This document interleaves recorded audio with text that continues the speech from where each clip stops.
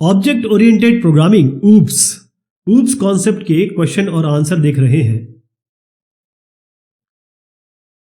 What is polymorphism? Polymorphism ये दो शब्दों से बना है, लैटिन वर्ड है ये। इसमें पॉली मतलब होता है बहुत सारे, मॉर्फ मतलब होता है शेप या चेहरे। जैसे अगर मैं ये वर्ड बोलूं आपको राइट, एक शब्द बोलता हूं राइट, तो आप इसको ऐसे भी लिख सकते हैं और इसको ऐसे भी लिख सकते हैं, है ना। होमोनिम्स समझ लीजिए।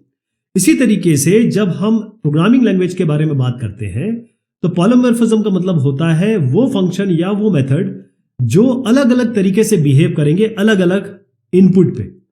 तो पॉलीमॉर्फिज्म वो तरीका है, वो एबिलिटी है एक मैसेज की जो एक ही तरीके से नाम होगा लेकिन वो अलग अलग तरीके से डिस्प्ले हो सकेगा या काम कर सकेगा। C++ में पॉलीमॉर्फिज्म का मतलब ये होता है कि जब भी हम मेंबर फंक्शन को कॉल करेंगे वो अलग अलग तरीके से बिहेव करेगा या अलग अलग तरीके से एग्जीक्यूट होगा। इस पर डिपेंड करेगा कि कौन सा ऑब्जेक्ट उसको इन्वोक करता है, कौन सा ऑब्जेक्ट उसे कॉल करता है। पॉलीमॉर्फिज्म दो तरीके से आप कह सकते हैं, दो टाइम पे होता है, एक कंपाइल टाइम और एक रन टाइम। ये जो कंपाइल टाइम पे होता है इसको अर्ली बाइंडिंग भी कहते हैं, जो रन टाइम पे होता है उसको हम लेट बाइंडिंग भी कहते हैं। कंपाइल टाइम को इंप्लीमेंट करने का तरीका है फंक्शन ओवरलोडिंग या ऑपरेटर ओवरलोडिंग। इसी तरीके से रन टाइम को एग्जीक्यूट करने का या इंप्लीमेंट करने का तरीका है वर्चुअल फंक्शन। इसको आप मेथड ओवरराइडिंग भी कह सकते हैं। अब मैं आपको इसका एग्जांपल बताता हूं। यहां पर देखेंगे कि एक मेन फंक्शन है, यहां एक क्लास बनाई है फिगर।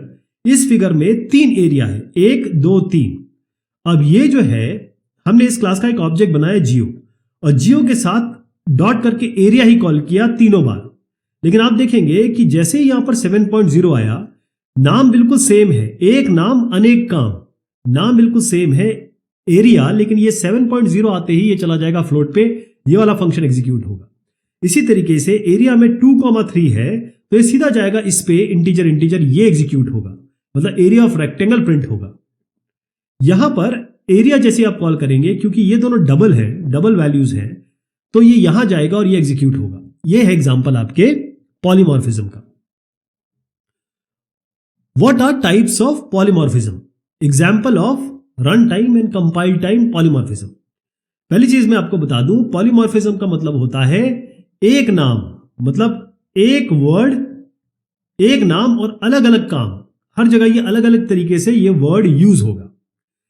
तो पॉलीमॉर्फिज्म पॉली और मॉर्फ से मिलकर बना है। पॉली मतलब होता है मैनी और मॉर्फ मतलब होता है शेप्स।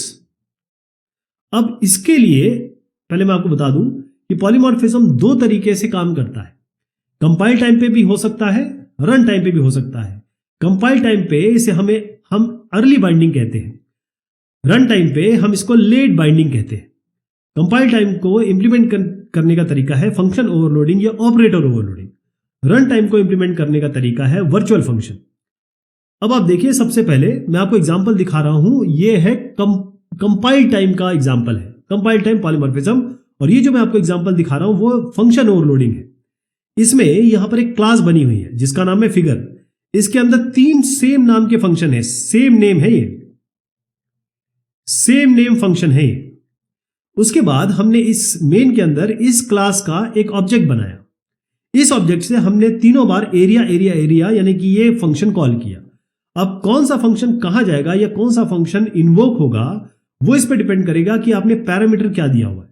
7.0 पे ये यहां पर जाएगा, 2 और 3 पे ये इंटीजर इंटीजर पे जाएगा, और या फ्लोट फ्लोट पे या डबल डबल पे ये इस पे जाएगा। तो इसे कहते हैं फंक्शन ओवरलोडिंग। ये है कंपाइल टाइम या अर्ली बाइंडिंग के सिचुएशन, ये फंक्शन ओवरलोडिंग में मैंने आपको दिखाया। यहीं पे अभी मैं आपको वर्चुअल फंक्शन का एग्जांपल दिखाता हूं। ये वर्चुअल फंक्शन या रन टाइम तभी होगा जब आपका इनहेरिटेंस होगा, बगैर इनहेरिटेंस के इसकी कोई मान्यता नहीं है। वर्चुअल फंक्शन तभी हम बात करते हैं जब इनहेरिटेंस हो। इनहेरिटेंस का मतलब यह है कि आपकी एक बेस क्लास बना दिया आपने, इस बेस क्लास में केवल एक फंक्शन लिखा है प्रिंट। यहां पर हमने एक डिराइव्ड क्लास लिखी। इस डिराइव्ड क्लास मतलब ये जो डिराइव्ड क्लास है वो इस फंक्शन को इनहेरिट करती है, मतलब डिराइव इसको इनहेरिट करती है। यानी बेस क्लास बेस है और यहां पर आपका डिराइव्ड है,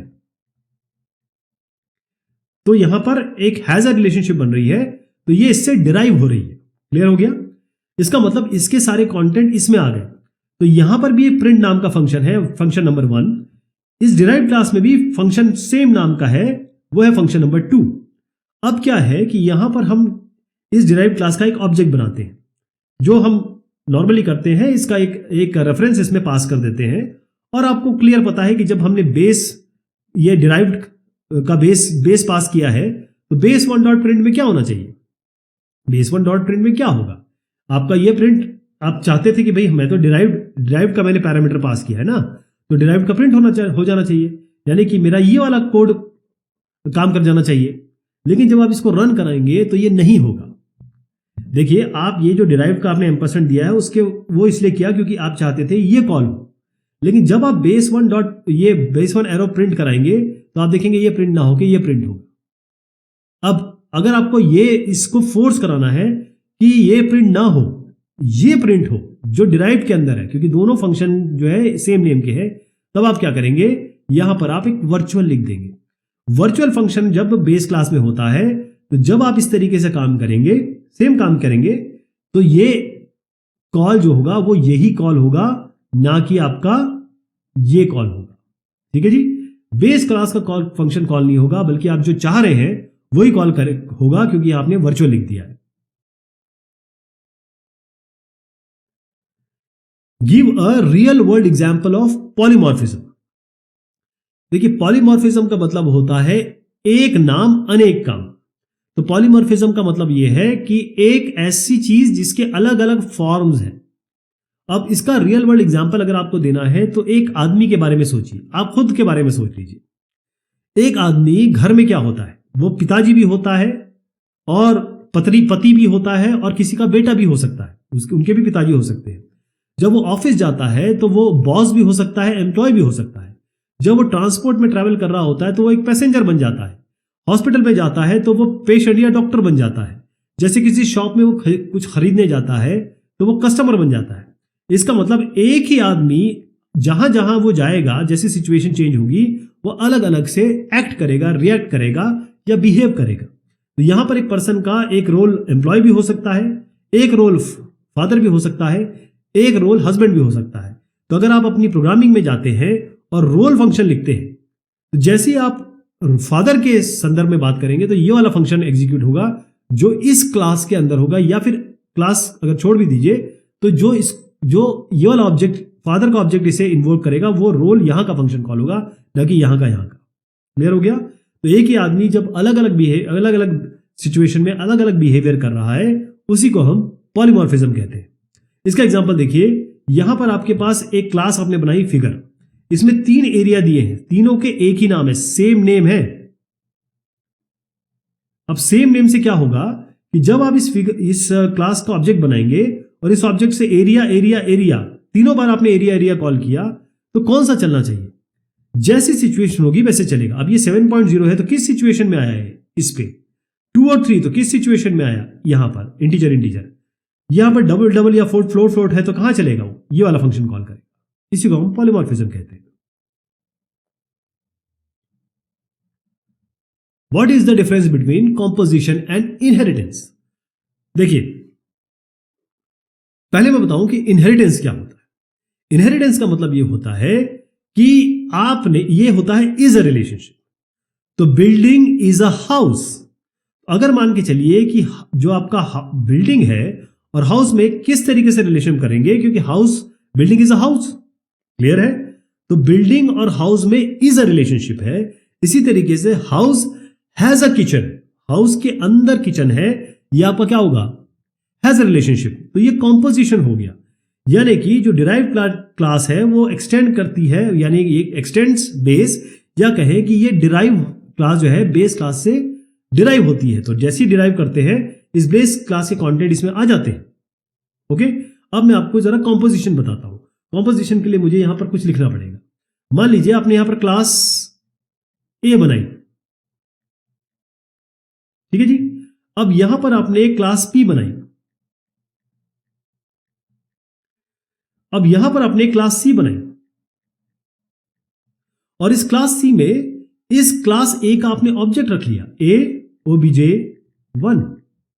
क्लास सी में ही आपने बी का ऑब्जेक्ट रख लिया, बी object2। इसका मतलब क्लास सी हैज बी है, क्लास सी हैज ए, यही हैज अ रिलेशनशिप है। जब एक क्लास दूसरे क्लास के ऑब्जेक्ट को रखती है एज अ वेरिएबल अपने अंदर, तो उसे हैज अ रिलेशनशिप कहते हैं। ओके, यानी a house is a building, या कहें अ बिल्डिंग इज अ हाउस, ये दोनों रिलेशनशिप हो सकती है। इसमें आपको बड़ा लेवल देखना पड़ेगा, क्योंकि एक बिल्डिंग एक हाउस और बिल्डिंग हाउस हो सकती है, हाउस बिल्डिंग हो सकता है, लेकिन इसे बड़ा देखना पड़ेगा। तो मैं जैसे आपसे कहूं कि आपके पास एक कार है, ठीक है जी, तो कार आप यहां पर होंडा ले लीजिए और यहां इंजन ले लीजिए, तो car Honda is a car. तो इसका मतलब ये आपकी बेस क्लास हो गई, ये आपकी डिराइव्ड क्लास हो गई, इज अ रिलेशनशिप हो गया। अब car has a engine, her car के अंदर इंजन होता है, तो ये हैज अ रिलेशनशिप हो गया। इसका मतलब यही है कि ये इसके अंदर, मतलब अगर मैं इसको ऑब्जेक्ट रख लूं इसके अंदर तो ये काम होता है। अगर मैं आपको बता दूं ज्यादा इनहेरिटेंस का एग्जांपल बता देता हूं। इनहेरिटेंस कैसे होगा, जैसे क्लास ए और बी है और मैं इस क्लास को ए को कर दे रहा हूं कार और इस क्लास बी को कर दे रहा हूं होंडा, तो क्या होगा, यहां पर होगा क्लास होंडा, और क्लास होंडा क्योंकि इसको इनहेरिट करेगी तो यहां पर हम लिख देंगे कोलन करके कार। तो कार होंडा ने, जो होंडा कार है उसने इसको इनहेरिट किया है, तो इसके सारे जो फंक्शनैलिटी है वो इसके अंदर आ जाएंगे। What is constructor चेनिंग। अब एक कंस्ट्रक्टर जब दूसरे को कॉल करता है, दूसरा कंस्ट्रक्टर जब तीसरे को कॉल करता है, इसी को हम कंस्ट्रक्टर चेनिंग कहते हैं। चेन का मतलब क्या होता है, चेन का मतलब यह हुआ ये इससे जुड़ा हुआ है, ये इससे जुड़ा हुआ है, ये इससे जुड़ा हुआ है, इसी को चेन कहते हैं। तो कंस्ट्रक्टर चेनिंग का मतलब है कंस्ट्रक्टर चेन्ड है। ऑब्जेक्ट ओरिएंटेड में जो कंस्ट्रक्टर चेनिंग होती है वो एक सीक्वेंस है जिसमें कंस्ट्रक्टर उसी क्लास के, जब हम ऑब्जेक्ट जैसी ऑब्जेक्ट हम इनिशियलाइज करते हैं, खटाखट सारे के सारे जितने भी कनेक्टेड कंस्ट्रक्टर है वो इन्वोक हो जाएंगे, एक साथ कॉल हो जाएंगे, एक के बाद एक। हम ये कब करते हैं, जब हम चाहते हैं कि जब भी हम एक ऑब्जेक्ट बनाएं किसी क्लास का, तो सारे के सारे जितने भी कंस्ट्रक्टर्स हैं या जितने भी हम चाहते हैं वो इन्वोक हो जाए एक के बाद एक। ये पहला कंस्ट्रक्टर, दूसरा कंस्ट्रक्टर, तीसरा कंस्ट्रक्टर, एक ही इंस्टेंस से, हमको बार बार कॉल ना करना पड़े। इसका मतलब यह है कि अगर एक क्लास के पास एक से ज्यादा कंस्ट्रक्टर है, ये कंस्ट्रक्टर क्या है, ओवरलोडेड है। जब एक ही नाम होता है तब सीधी सी बात है ये ओवरलोडेड फंक्शन बन जाते हैं। तो एक दूसरे को कॉल करेगा, दूसरा तीसरे को कॉल करेगा, इसी को कंस्ट्रक्टर चेनिंग कहते हैं। और इसको कंस्ट्रक्टर चेनिंग के साथ साथ हम कंस्ट्रक्टर डेलीगेशन भी कहते हैं। क्या कहते हैं, कंस्ट्रक्टर डेलीगेशन। C++11 के बाद ये चीजें, ये कंस्ट्रक्टर चेनिंग आई। अब इसका एग्जांपल देखिए, हमने क्या किया, एक क्लास बनाई स्टूडेंट। अब क्योंकि कंस्ट्रक्टर का नाम वही होता है जो आपके क्लास का नाम होता है, ये स्टूडेंट, ये भी स्टूडेंट, ये भी स्टूडेंट, ये भी स्टूडेंट, लेकिन ये आपका डिफॉल्ट कंस्ट्रक्टर हो गया, इसके अंदर कुछ नहीं दिया।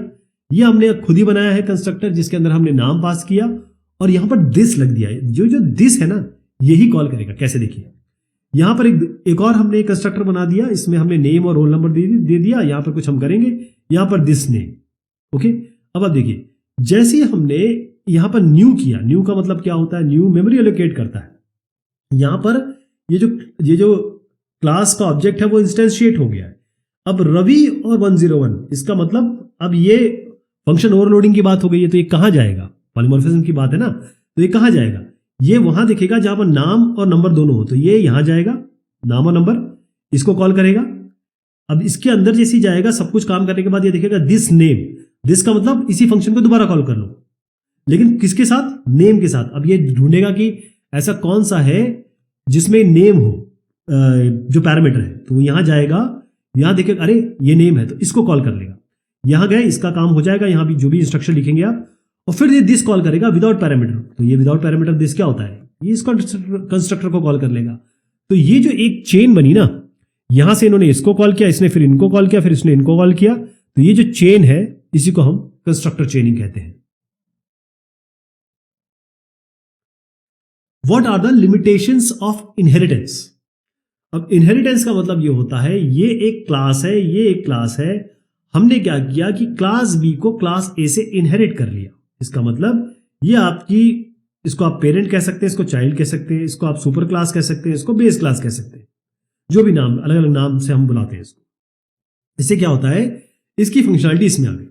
यहां पर क्या हुआ, क्लास बी ने क्लास ए को इनहेरिट किया और क्लास सी ने क्लास बी को इनहेरिट कर लिया।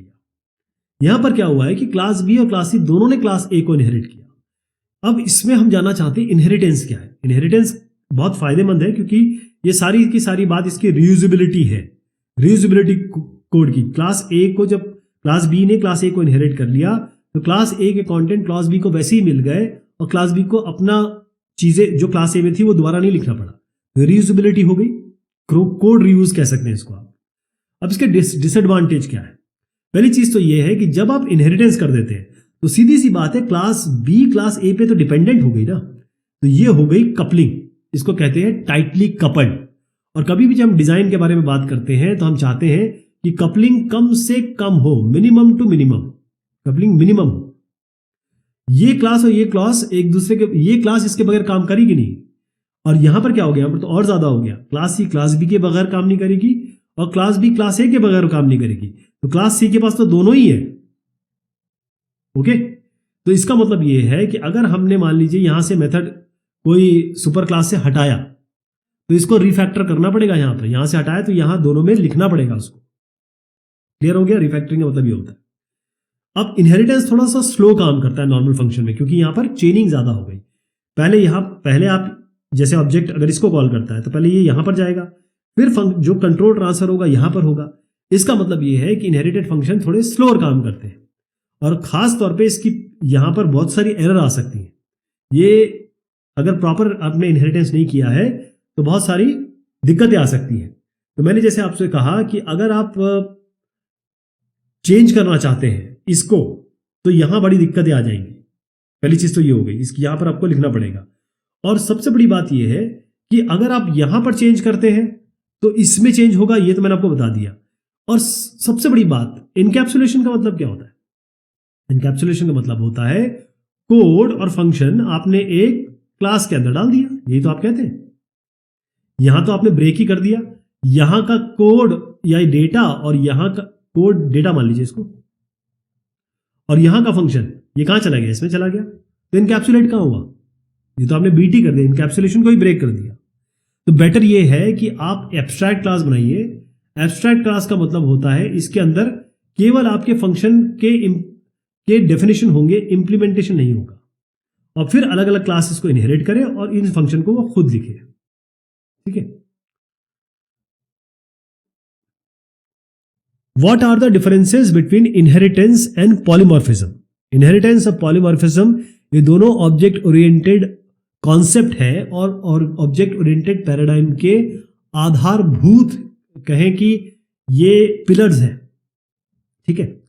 तो अब आप देखिए कि इनमें एक एक करके अंदर देखते हैं। पहली चीज ये है, इनहेरिटेंस का मतलब क्या होता है। इनहेरिटेंस का मतलब ये होता है एक क्लास, इसके अंदर अपना कंटेंट है, अपना डेटा है, अपना फंक्शन है।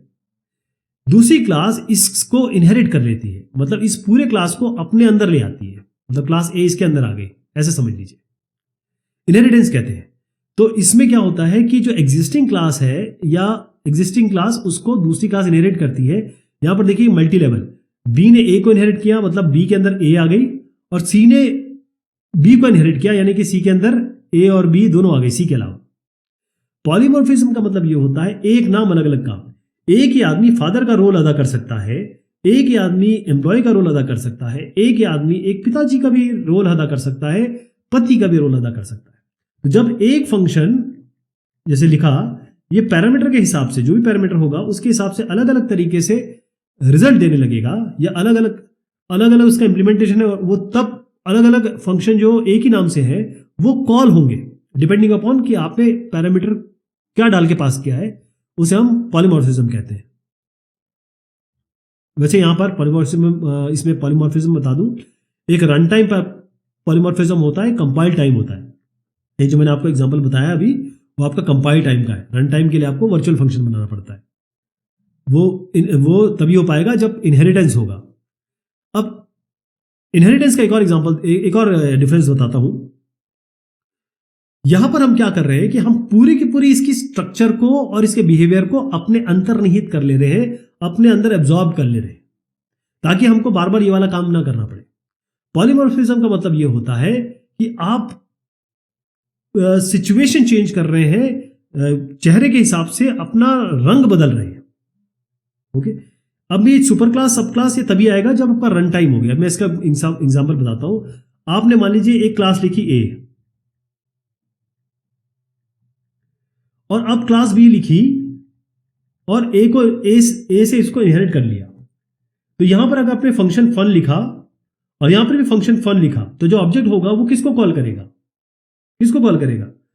ये इनहेरिटेंस के बाद होगा। हमेशा ऑब्जेक्ट जो होगा वो अगर आप बनाते हैं तो वो हमेशा बेस पे चला जाएगा, इसी को कॉल करेगा। तो इसके लिए हमको इसको वर्चुअल बनाना पड़ता है। और अगर हमने इसको वर्चुअल बना दिया, इसको नहीं, इस फंक्शन को वर्चुअल बना दिया, तो क्या होगा? फिर उसके बाद ये इसी को हम पॉलीमॉर्फिज्म कहते हैं। वर्चुअल बना के इसको इस वाले को जिस क्लास को हम, जिस फंक्शन को हम बुलाना चाह रहे हैं वो ये फंक्शन कॉल हो, इसी को हम कह रहे हैं कि भाई ये हम वर्चुअल फंक्शन से इसको इंप्लीमेंट करेंगे। एक और डिफरेंस देखिए, अगर आपको पॉलीमॉर्फिज्म करना है रन टाइम पॉलीमॉर्फिज्म, तो आपको इनहेरिटेंस करना पड़ेगा, जो कि अभी मैंने बताया। ये तभी कर पाएंगे जब आप इनहेरिट करेंगे। इनहेरिटेंस जो होता है क्लासेस पे लगता है, पॉलीमॉर्फिज्म जो है फंक्शन मेथड्स पे लगता है। अब देखिए यहां पर जो मैं आपको बता रहा हूं, यहां पर मैंने एक फंक्शन बताया ना fun, इस पे लगा है। वर्चुअल भी मैंने इसके आगे लगाया है, इसके आगे नहीं लगाया था। इनहेरिटेंस कितने टाइप के हो सकते हैं? सिंगल आप देख रहे हैं, मल्टी लेवल देख रहे हैं। मतलब सिंगल मतलब ये हुआ ए क्लास ने इनहेरिटेंस किया। यहां पर क्या किया? ए ने बी ने ए को इनहेरिट किया, सी ने बी को इनहेरिट कर लिया। इसका मतलब ये मल्टी लेवल हो गया। ऐसे हायरार्किकल भी होता है, मल्टी पाथ है, मल्टी लेवल है। पॉलीमॉर्फिज्म ये है, इसमें दो टाइम के होते हैं। जैसे मैंने बताया, एक रन टाइम होगा, एक कंपाइल टाइम होगा। जो रन टाइम है उसको इंप्लीमेंट करने का तरीका है मेथड ओवरराइडिंग, और वो होता है वर्चुअल फंक्शन के तहत, जो मैंने आपको एग्जांपल दिया। अगर कंपाइल टाइम है, वो कैसे किया जा सकता है? या तो फंक्शन ओवरलोडिंग होगी या आपकी ऑपरेटर ओवरलोडिंग होगी। इनहेरिटेंस में क्या होता है कि आप इस पूरे का कोड यहां पर अपने अंदर ले रहे हैं, यानी अपने अंदर जज्ब कर ले रहे हैं। तो इसको हम रियूजेबिलिटी कहते हैं, यानी कि आप लाइन ऑफ कोड आपके कम हो जाते हैं, क्योंकि आप इसको बार बार लिखने की जरूरत नहीं है। अगर आप क्लास बी बना रहे हैं और उसमें बहुत सारी चीज एक ही यूज हो रही है, तो आपको क्लास बी में एक ही चीज लिखने की जरूरत नहीं है, उसको बस इनहेरिट कर लीजिए। पॉलीमॉर्फिज्म का मतलब यह होता है कि किस समय पे क्या काम करना है। मान लीजिए जो फादर हैं आपके, मतलब जो बंदा है, वो फादर का रोल कब करेगा? जब वो आपके घर में होगा। एम्प्लॉय का रोल कब करेगा? जब वो ऑफिस में होगा। तो जैसे मैंने आपको बताया, चाहे ओवरराइडिंग हो चाहे ओवरलोडिंग हो, ये दोनों जो है वो पूरी तरीके से डिपेंड करता है कि ऑब्जेक्ट किस फंक्शन को इन्वोक करता है, इसलिए फंक्शन पे लगता है, ध्यान रखिएगा। What is coupling in object oriented programming and why it is helpful? इसको बताने से पहले मैं जरा आपको ये बताऊं कि आपकी ये क्लास है, इसके अंदर क्या क्या फंक्शन है? चेक ईमेल, वैलिड ईमेल, यानी कि सारे के सारे जो इसमें फंक्शन है वो ईमेलिंग से रिलेटेड है। ठीक है जी। अब सारे फंक्शन वही काम कर रहे हैं जो आपके ईमेल के लिए होने चाहिए। तो इसका मतलब यह है कि इस क्लास में कोहेजन बढ़िया है, सारे फंक्शन लाइक माइंडेड है, वो वही काम कर रहे हैं जो एक क्लास को करना चाहिए। अब आप देखिए, आपने क्लास ए बना दी, इसमें चेक ईमेल लिख दिया, फिर एक दूसरी क्लास बनाई जिसके अंदर वैलिडेट ईमेल हो गया। इसका मतलब जब मैं इसका ऑब्जेक्ट बनाऊंगा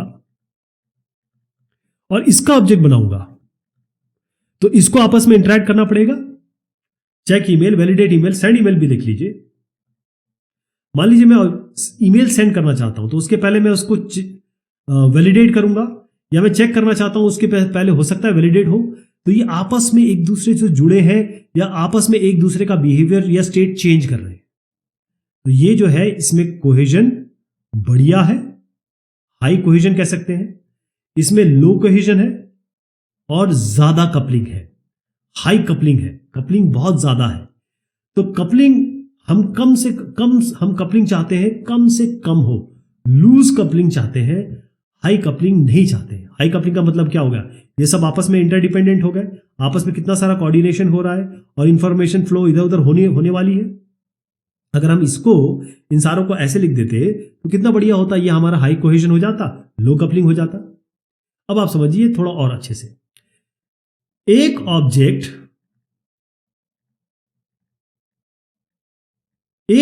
जब दूसरे ऑब्जेक्ट के स्टेट और बिहेवियर को परिवर्तित करने की क्षमता रखता है, बहुत ज्यादा ये एक दूसरे से जुड़े हुए हैं, तब हम कहेंगे ये टाइट कपलिंग है। जब एक ऑब्जेक्ट दूसरे ऑब्जेक्ट से बिल्कुल अलहदा है, ये अपना काम कर रहा है, ये अपना काम कर रहा है, तो हम कहेंगे इसको लूज कपलिंग। हमें लूज कपलिंग चाहिए, टाइट कपलिंग नहीं चाहिए। कपलिंग का मतलब यही होता है और कोहेजन भी बता दिया मैंने आपको। Name the operators that can not be overloaded. कौन से ऐसे ऑपरेटर हैं जो हम ओवरलोड नहीं कर सकते? तो यहां पर मैं आपको लिस्ट बता देता हूं। देखिए, एक इसमें है स्कोप रेजोल्यूशन ऑपरेटर, ऐसे होता है ये बिंदी। एक होता है टर्नरी ऑपरेटर, इसमें क्वेश्चन मार्क होगा और यहां कोलन होगा। ये एक हो गया, दूसरा हो गया। तीसरा है आपका डॉट, मेंबर एक्सेस या डॉट ऑपरेटर। एक होता है डॉट के बाद स्टार, इसको हम कहते हैं पॉइंट टू मेंबर ऑपरेटर। और फिर होता है साइज ऑफ ऑपरेटर। ये सारे, ये जो 1 2 3 4 5 बताया मैंने आपको, ये ओवरलोड नहीं कर सकते। ये बाकी जितने भी हैं वो सारे ओवरलोड कर सकते हैं। What is cohesion in object oriented programming? अब पहले मैं आपको एक एग्जांपल बताता हूं। देखिए साहब, ये क्लास है, ये ईमेल से रिलेटेड क्लास है। अब ईमेल को चेक करना, ईमेल को वैलिडेट करना, ईमेल को सेंड करना या कहें प्रिंट करना, जो प्रिंट लेटर, प्रिंट एड्रेस, मान लीजिए ये इसी ईमेल से रिलेटेड है।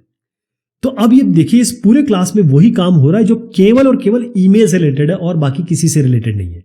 इसका मतलब ये सारे फंक्शन वो वही काम कर रहे हैं जो इस क्लास को करना चाहिए। इसका मतलब ये जो क्लास है ये बहुत बढ़िया, इसमें कोहेजन है, हाई कोहेजन है। अब गलती से किसी प्रोग्रामर ने क्या किया, इस क्लास, ये जो फंक्शन है, एक क्लास ए बनाया, उसके अंदर ये फंक्शन रख दिया, एक दूसरी क्लास बनाई जिसमें ये रख दिया, तीसरी क्लास बनाई जिसमें ये रख दिया। अब प्रॉब्लम कहां खड़ी होती है आप देखिए। अब किसी को अगर मेल सेंड करना है, मान लीजिए मेल जो सेंड होती है उसके बाद, उसके पहले ये वैलिडेट होती है। तो यहां का जो मैं ऑब्जेक्ट बनाऊंगा इस क्लास का, और इसका जब मैं ऑब्जेक्ट बनाऊंगा, तो ये आपस में इंटरेक्ट करेंगे, आपस में एक दूसरे से ये बिल्कुल जुड़े हुए हैं, आपस में कोऑर्डिनेट कर रहे हैं, मैसेज पासिंग कर रहे हैं, साथ में ये आपस में एक दूसरे के स्टेट और बिहेवियर को चेंज कर रहे हैं। इसका मतलब ये जो आपने अलग अलग बना दिया ना, इससे क्या होगा कि कपलिंग बहुत ज्यादा हो गई, एक दूसरे के लिए ये कपल्ड हो गए। तो हम चाहते हैं कि कपलिंग कम से कम हो, ये ऑब्जेक्ट दोनों भिन्न हो, अलग अलग काम करें, बहुत ही कम इंटरेक्शन हो। और हम चाहते हैं एक क्लास या एक ऑब्जेक्ट वही काम करे जो उसके लिए बनाया गया है, यानी कि एक ही लाइक माइंडेडनेस काम करे, उसे हम कहते हैं कोहेजन। तो हम अच्छा कोहेजन चाहते हैं। तो आप देखिए, जो कोहेजन होता है वो, उसको अगर डेफिनेशन में कहेंगे, refers to the degree to which element inside a module belong together. और यहीं पर कपलिंग की डेफिनेशन अगर देखा जाए तो कपलिंग का मतलब ये होता है किस तरीके से जो अलग अलग ऑब्जेक्ट है वो एक दूसरे का बिहेवियर चेंज कर रहे हैं, या अलग अलग क्लासेस आपस में कितनी जुड़ी हुई है, या मॉड्यूल कितने जुड़े हुए हैं। तो ये आपको बताता है, कोहेजन आपको बताता है कि अगर ये एक मॉड्यूल है, दूसरा ये मॉड्यूल है, ये आपस में, ये अंदर आपस में कितना बढ़िया काम कर रहे हैं या लाइक माइंडेड काम कर रहे हैं। एक मॉड्यूल के अंदर की बात होती है कोहेजन। अब जब इंटर मॉड्यूल आप बात करते हो, ये इससे कितना रिलेटेड है, ज्यादा है, कम है, तो आता है कपलिंग। तो कपलिंग जो फिनोमेना है वो एक मॉड्यूल के अंदर का है, कपलिंग जो है वो फिनोमेना दो अलग अलग मॉड्यूल 1 मॉड्यूल 2 का है।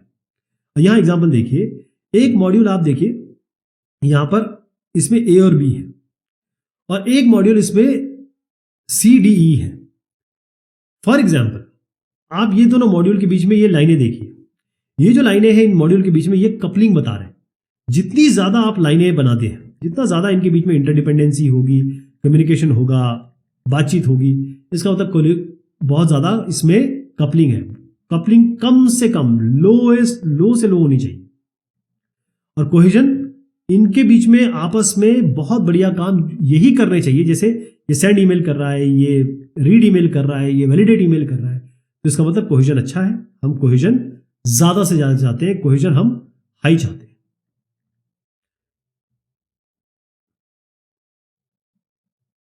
चलिए साहब, ये बात हुई इस डिस्कशन की, बहुत शुक्रिया।